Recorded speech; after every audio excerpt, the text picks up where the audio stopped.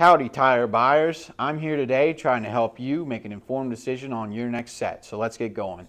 Today we are looking at 31 by 10.50r15 Maxtrek Mud Trac tires.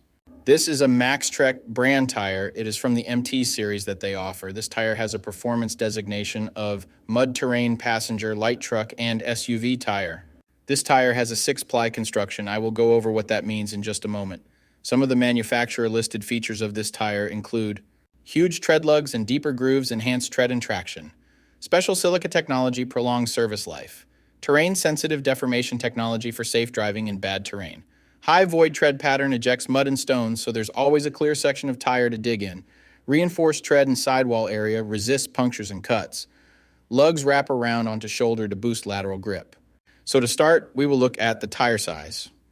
This is one of the most important parts, if not the most important part of your tire shopping journey, because if you order the wrong size, they more than likely won't work on your vehicle. This tire size should be showing on the screen right now. So let's work from left to right and break down what these three numbers mean. When you're making your next tire purchase, there's some numbers that you need to keep in mind. The first number represents the diameter of the tire. The diameter of 31 in this sequence refers to the tire's overall diameter in inches. In other words, this tire is 31 inches tall from top to bottom. The second number in the tire size refers to the width. 10.5 in the sequence represents the width of the tire. So in this case, when looking at the number 10.5 in this tire size, it means that the tire's width is 10.5 inches from side to side. The third and final number of your tire size refers to the rim size or diameter. 15 is the diameter of the rim this tire will go on. The rim size of 15 in this scenario indicates that this particular tire would fit a rim with a 15-inch diameter. Keep in mind this number is not negotiable. Unlike the first two numbers, you can't upsize and downsize this part. The only time this number will be different is if you are actually changing the size of your rim. So for example, if you find a fantastic deal on a set of 265/70R17 tires, you absolutely cannot use them in place of your current 265/70R16 tires, unless you are actually changing the rim size also from 16 to 17. Now, let's get into the other important info on a tire. Besides the three components that make up the tire size, the three other most important components are going to be the load index, speed rating, and ply rating or load range. You're probably thinking, am I back in math class? No. I'll tell you what each of the numbers on the sidewall means so you can make your best decision. So this is where it gets a little more tricky. These three components will sometimes require some additional research to know what your vehicle needs. So let's start with the ply rating / load range. These tires have a 6-ply construction. Each designation represents a different term when looking at a tire. This can directly affect things like max tire pressure and also plays a part in the next two numbers we are going to talk about. When in doubt of the rating your vehicle requires, in most cases it is safe to go with the same rating your vehicle currently has, as long as it was replaced with the correct spec of tire last time they were replaced. Now let's talk about the other two components, load index and speed rating. Next to your tire size, you will see a number and letter combination like 109Q. The number 109 is the load index. This is the number relative to the weight capacity of the tire. The higher the number, the greater the load carrying capability of the tire. Load index ranges from 0 to 150. If you are replacing your tires, they have to be the same or higher load index, never lower. For example, if your current load index is 109, a tire of the same size with a load index of 112 would work for you, but not a tire of the same size with a load index of 106.